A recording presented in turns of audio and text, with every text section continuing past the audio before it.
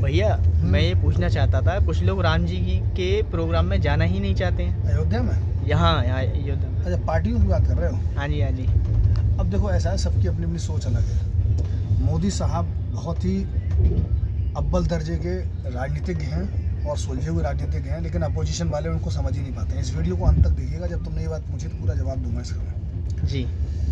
जितने भी अपोजिशन वाले थे सबको राम मंदिर प्राण प्रतिष्ठा के लिए बुलाया गया, लेकिन कुछ पार्टी वाले वहाँ नहीं जा रहे हैं। बहाना कर दिया, कोई कह रहा है कृष्ण जी के भक्त हैं, बिहार में किसी नेता ने बोला है जी।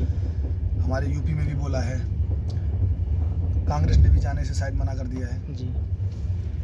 अपोजिशन वालों को ये लगता है कि हम वहाँ नहीं जाएंगे तो 2024 के इलेक्शन में मुस्लिम वोट सब हमको मिल जाएगा। जी हाँ। लेकिन ये सारे अपोजिशन वालों का गलत सोच है।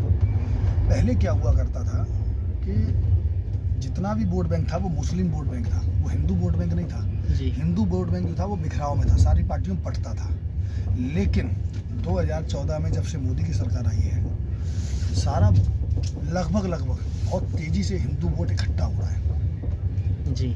और मुस्लिम वोट क्षेत्रीय राजनीतिक पार्टियों में बंट रहा है। तो पावर पहले थी मुस्लिम के हाथ में, अब इकट्ठे होने के नाते पावर है हिंदू के हाथ में। लेकिन अपोजिशन वाले ये समझते हैं कि अगर हम वहाँ चले गए तो मुस्लिम वोट बैंक सरक जाएगा। लेकिन अब ठीक है, उनकी अपनी सोच हो सकती है, अगल बगल वाले क्या कह सकते हैं, उनके जो आस पड़ोस में लोग बैठते हैं समझाने वाले। लेकिन हकीकत यही है कि जिस तरीके से मुस्लिम वोट बिखरा है, जब तक हिंदू वोट नहीं बिखरेगा मोदी जी कभी जीवन में, मोदी जी नहीं बीजेपी की सरकार कभी जीवन में नहीं जाएगी। और दूसरी बात, मोदी जी मन ही मन चाहते होंगे कि तुम मत आओ, उन्होंने तो अपना काम किया, निमंत्रण दिया तुम आओ, लेकिन तुम नहीं गए तो पाले में गए उनके डाल दिए। 2024 के इलेक्शन में आप देखना, बीजेपी का हर प्रवक्ता छाती ठोक के बोलेगा कि ये वही लोग हैं जिन्होंने कार सेवकों पर गोलियां चलवाई थी और मंदिर नहीं बनाना चाहते थे, और ये वही लोग हैं जिन लोगों ने राम सेतु को नहीं माना, जिन लोगों ने राम जी को नहीं माना, इसीलिए राम मंदिर प्राण प्रतिष्ठा में नहीं आए। जी। ये वही लोग हैं जो भारत देश के सनातन धर्म में खुलेआम मीट बना के खा रहे होते हैं।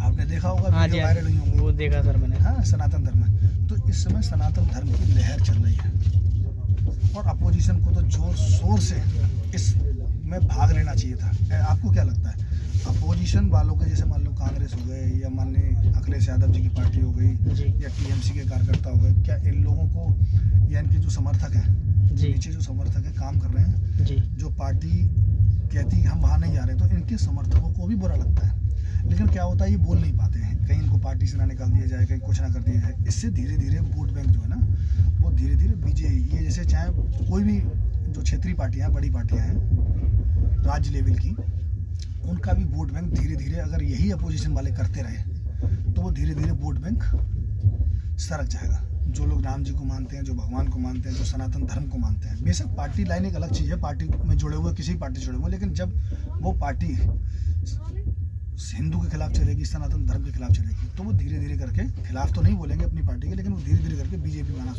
शुरू कर देंगे। और बीजेपी देख लेना, आप मुद्दा उठाएगी बहुत कर रहा। जी। आई कुछ समझ में? बिल्कुल समझ में आया सर। हाँ, इसीलिए अगर आपको अब बीजेपी को हराना है जी, तो आपको सही बातों पे सही बोलना पड़ेगा।